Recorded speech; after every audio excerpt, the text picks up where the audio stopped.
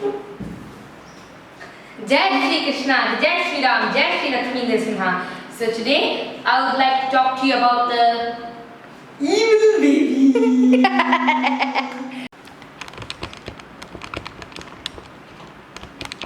Why is that happening, Abhigya? Abhigya, why is it happening? My bones are brittle, bhaiya.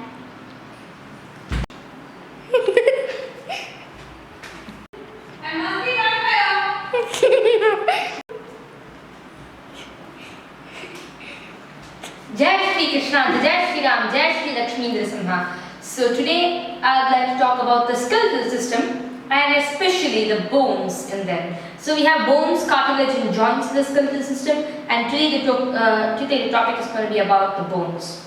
So bones are really wonderful architecture of the Supreme Lord who has made it in our body and provided us with that comfort of able to stand, able to sit and do all actions.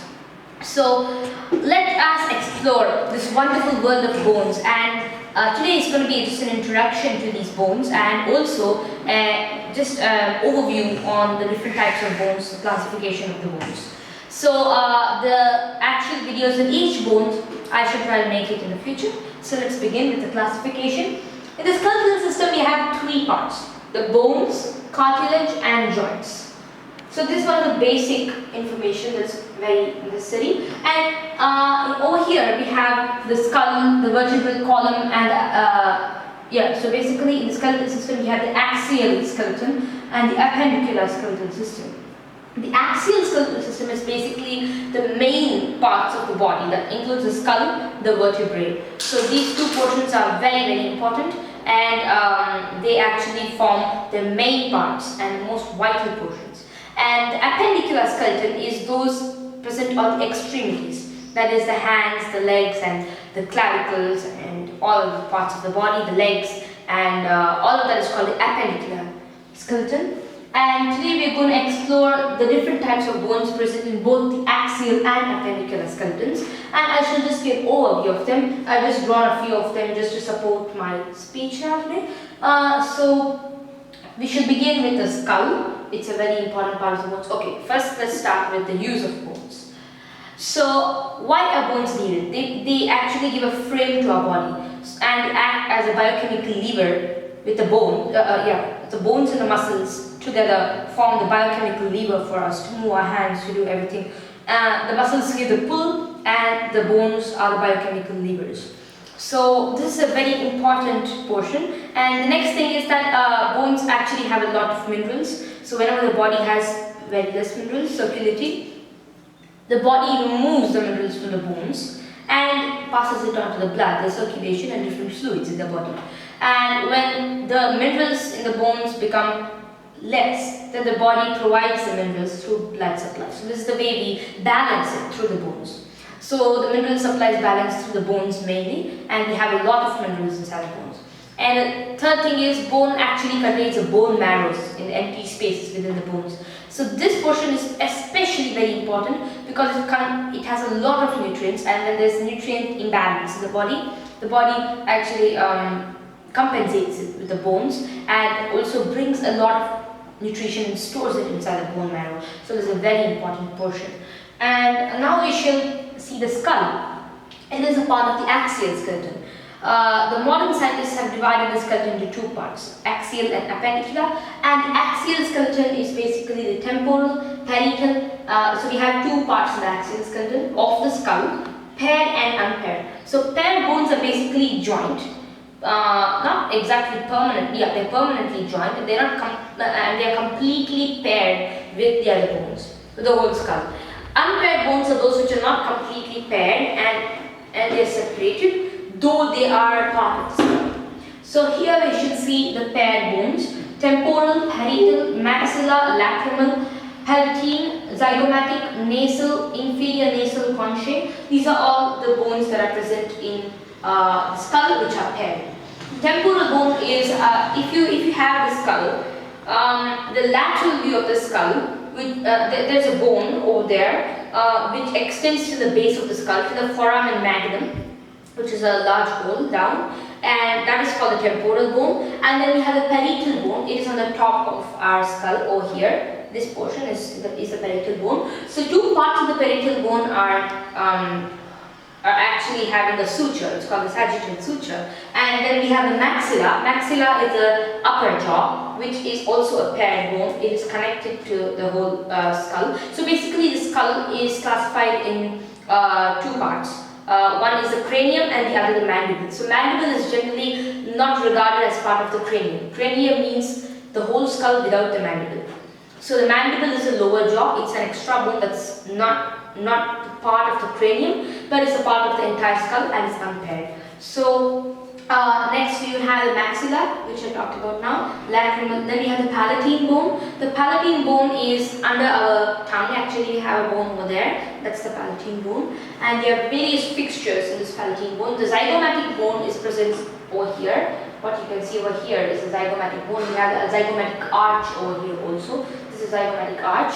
And then we also have nasal bones. And this is actually cartilage or nose. And when the nose is removed and we have just the bone over there, the two bones are joined to form a nasal cavity are called the nasal bones. And inside them we have the inferior nasal concha.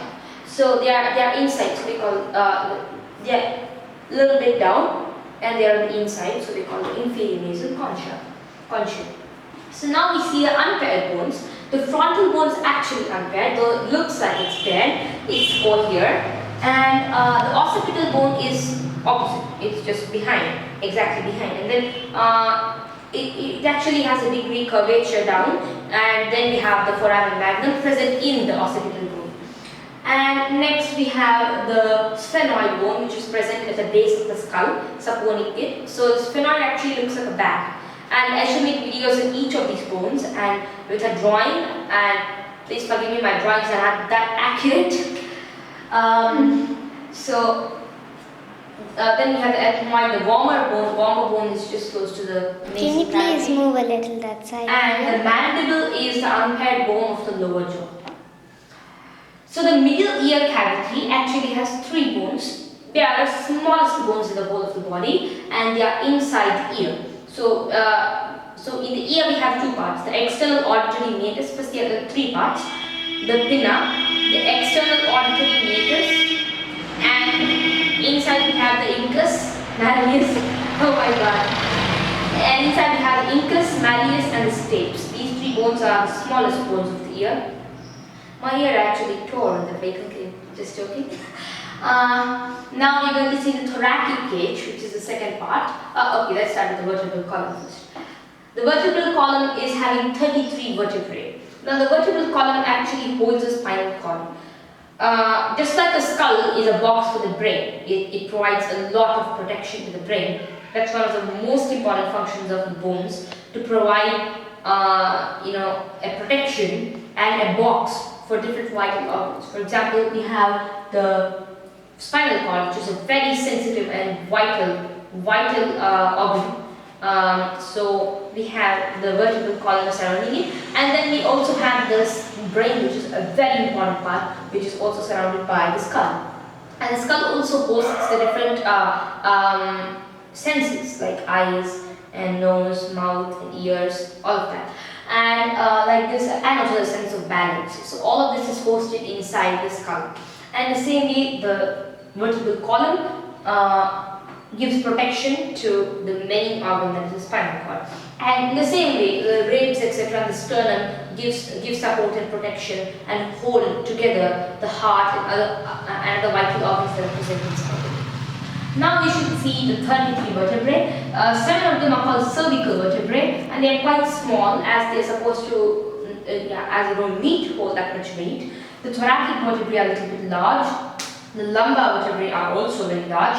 They are 5 in number. The thoracic vertebrae are 12 in number, and the sacral vertebrae are 5 in number. The coccyx is having 4. They are fused together to form the coccyx. So I shall also draw this bone. It's a very special bone. And next we have, I shall just show you two important bones over here. The atlas vertebra and the axis vertebra. And sorry, I forgot to show you the skull bones. Just a few of them that I've shown. So the norma verticalis. So the bone is studied in, so the skull is basically studied in 5 views. So I'm going to show you norma verticalis out of that. And norma verticalis is like this. So when you see the skull from the superior view, you see the frontal bone over here and the parietal bone here, another parietal bone here, you see the sagittal suture here, and then you have the occipital bone over here behind. So this is how the superior view of the skull looks like.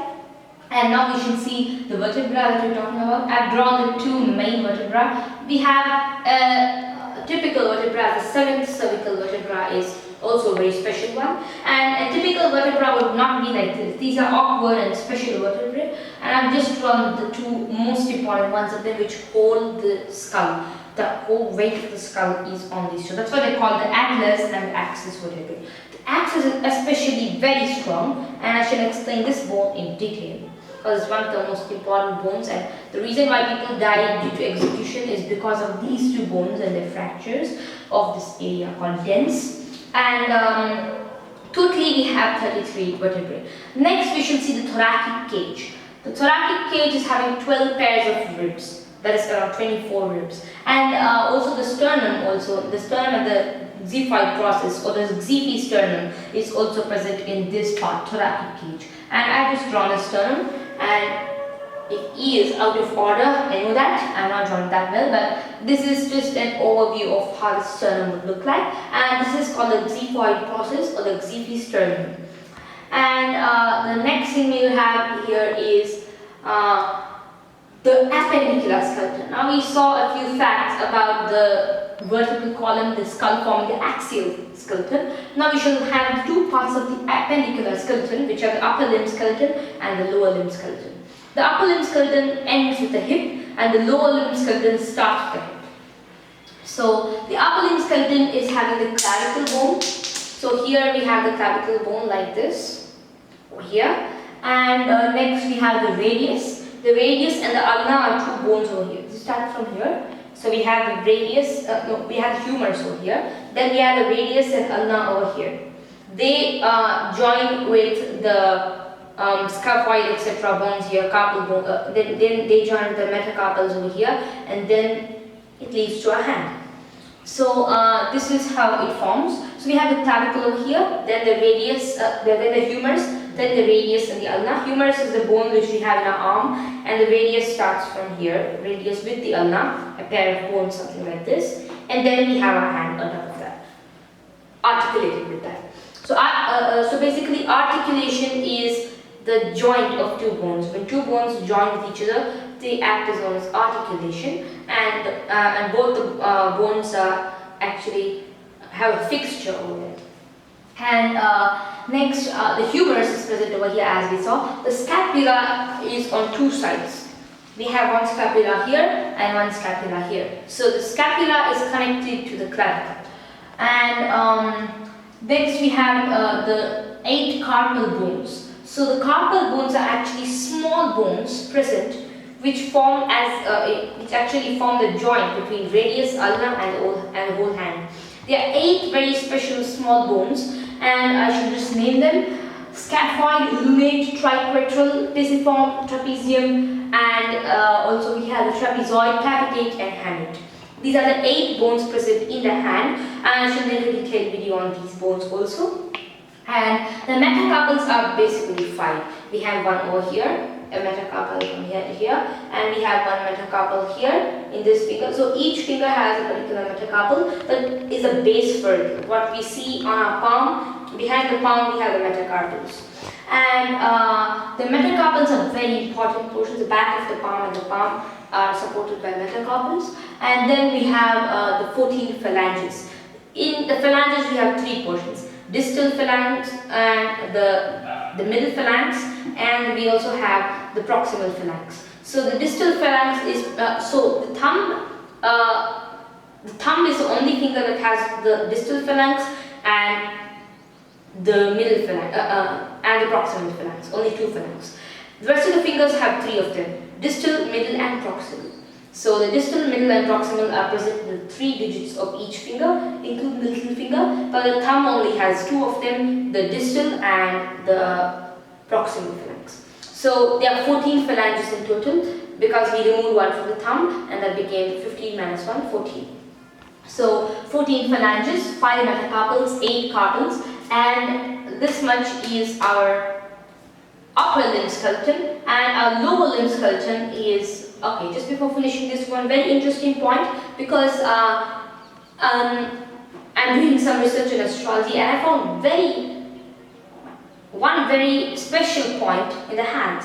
The hand has 8 carpals, 5 metacarpals and 14 phalanges, and this amounts to 27 bones. 27 bones of the whole hand is basically correlating with the 27 nakshatras in astrology, and that's why palmistry is a very important science. And palmistry takes the 9 planets, and those who are familiar with palmistry know that there are 9 planets in different fingers and different parts of the hand.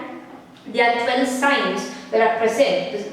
The signs of the zodiac, Mesha, Vrishabha, Mithuna, Kataka, or Aries, Taurus, Gemini, Cancer, they are all present. The 12 of them are all present in the palm. And thirdly, we also have 27 bones, and that's the 27 nakshatras, the 27 asterisms. So this is the specialty of our hand, and that's why astrologers read basic and very important things from our hands.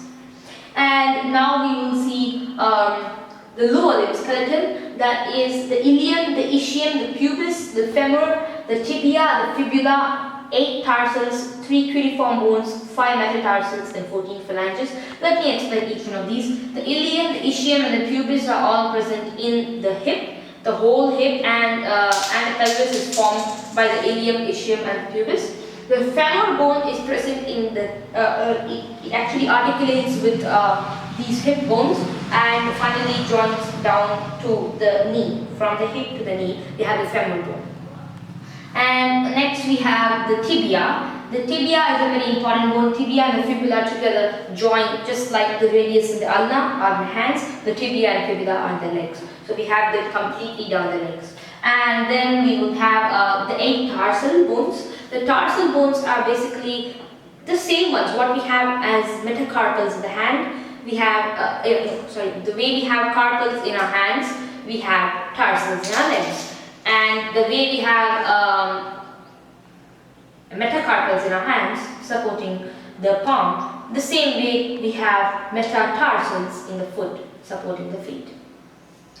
And thirdly, we have 3 cuneiform bones, and we have 5 metatarsals and 14 phalanges. And here we have an image of the clavicle, what I've shown here. And then we have one femur and a humerus. This is the anterior aspect of the left humerus. This is the anterior aspect of the right femur. And I've shown you the other bones just like that. And the sternum, you have seen just a few bones. And I should make videos in the future about all of these bones. Abhigya, you turn the camera, just loosen it. And next, now we're going to see what Ayurveda thinks about the bones. So Ayurveda has a very developed science, though at the first glance it looks quite undeveloped, but it's extremely developed, because when we start reading the scriptures further and further, we know that it is intimately related with every single other science. Whereas the medical science of modern day actually is disconnected from every other science. So all sciences are disconnected. Abhigya, stop it. All the sciences are basically disconnected. All the sciences, different types of sciences are disconnected in modern sciences, whereas in ancient sciences we see a union between every single science. So we have astrology and astronomy related to Ayurveda or medical science. Medical science is related to the science of longevity, and this science, that science, and Ayurveda is related to the science of arts. Everything is interrelated. So over here it's very developed. And to simplify the entire gamut of bones, we have just one word, asti dhatu. So the connective tissue. So dhatu means tissue for liberal translation, though when we are trying to translate Sanskrit words into English, it's a Herculean task, but still we can keep the word tissue for dhatu. The 7 tissues are the sapta dhatus. And out of this we have discovered this one dhatu, that is asti dhatu. Asti dhatu is one word for bones, cartilage, joints, and even hair and nails. So this all comes into one simple dhatu. So that is asti. And also, of course, it has various subdivisions, and we get deep into it. In fact, the sage Shushruta used to soak a dead body, a young person who hasn't died out of any, war or out of any prick or something like that. All his body parts are intact, and he's just died out of a natural reason. So that kind of a body, not a very seen disease, an unseen disease from inside, heart problem or something like that. So his body will be soaked. His body will be soaked in the water inside a cage, so that no bird or water bird or fish or anything would bite the body and eat it up. So it would be soaked for 7 days, and then it would be removed outside, and it would be cut in different sections, and anatomy would be studied deeply.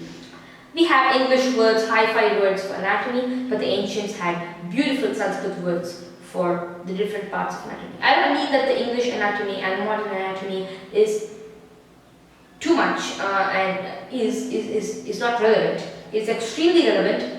It's very important, but at the same time you should not misunderstand the ancient system to be very primitive, because it was very, very forward, and what the scientists are doing today is just changing the names and calling them different names and testing our scriptures, and finally it's right.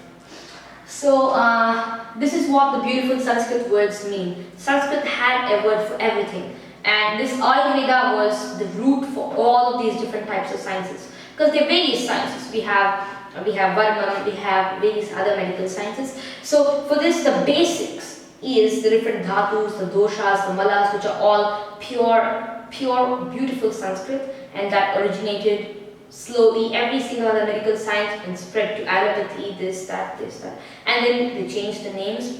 And of course, there is a lot more research that happens in the course of time.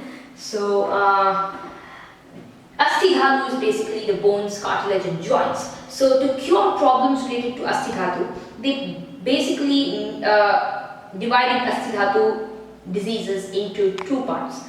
Increase of Asti dhatu, or vitiation of Asti dhatu, decrease of Asti dhatu, agitation of Asti dhatu. So we have various things for this. So each word has its separate terminology. We can't explain the English words so easily, but the Sanskrit words need a lot of deliberation, and we have to think a lot about it before translating it. So increase, decrease, and vitiation, agitation, all of these are different synonyms, and predomination of something. So if you have a particular dosha predominant, it's different. If you have something vitiated, it's different. If you have something agitated, it's different. So now we will see the Asti dhatu and its increase. Its increase and its vitiation cause arthritis, and it's deformity of Asti dhatu. So basically, if you have vitiated Asti dhatu, it slowly leads to the deformity of that dhatu, and then you have deformities like arthritis and various other major arthritis diseases. And we have other problems, and if you have decrease of Asti dhatu, which is very common nowadays because nobody is having that nutritious food, you have osteopenia and you have osteoporosis, which is a very dangerous disorder and can cause fractures and sometimes cripple you for life. So that's why we have to keep stabilizing the different dhatus in our body, starting with rasa, rakta and etc. So every single dhatu should be maintained in the correct levels, otherwise we'll have to face it some day or the other, we get a dangerous disease. So roughness and hair loss, etc. all happen when you have decrease of Asti dhatu. Asti dhatu is not strong sometimes. Sometimes weakness and strength of Asti dhatu. So the weakness of Asti dhatu will give in a lot of diseases, like for example, weakness of the bones and pain in the bones, unable to move, numbness, and we have a brittle bones. And roughness in the bones, and there will not be any smooth movement because the bones are corroding inside. So just like a cycle which is not having enough oil or in its ball bearings, our bones will start losing that lubrication in the different joints. So lubrication will be missing when there is a decrease in Asti dhatu. So basically every single component of this has been judged systematically. There is no need, there's no extravagant need to enter into the deep details of bones. Such deep details, and not understand the basics. It's okay if allopathy understands the basics of the bones and goes to the root of the disease, it's fine. But every time they go to surgery, otherwise you have cutting off a limb and all of that stuff, otherwise you chemically intervene and give strong medicines and all of that, and basically the root is never seen. That is, you're depleting your skeletal tissues. your skeletal system is not fine, and that's why you should increase or decrease the intake of food that promotes or destroys the tissue. So that's a very important part of Ayurveda that has to be understood perfectly. And next you will have the different foods that actually help in bone development, and this is especially for children. Pirandai is a very special herb, and it's called Cistus quadrangularis. You can see my sister's video on that. And then you have milk. Milk has a lot of calcium, and calcium helps in bone development. Brown rice, ragi, and curd, vitamin D, and so many more herbs are very good for bone health, and I shall make a separate video and a very large video on this subject of different herbs and how they can help in bone development. And my grandfather actually had a femoral fracture at the, it was a fragment at the top of the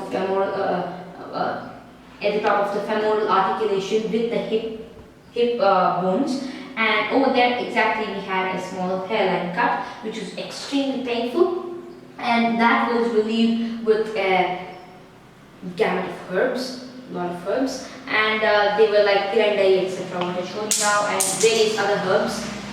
Abhigya, you should loosen it. So various other herbs also. So this is how we cured the femoral fracture. So this is, I've just provided an overview of these bones, and I should try to make extensive videos about each bone. So hope you found this video informative. Thank you. Jai Shri Krishna. Jai Shri Ram. Jai Shri Lakshmi.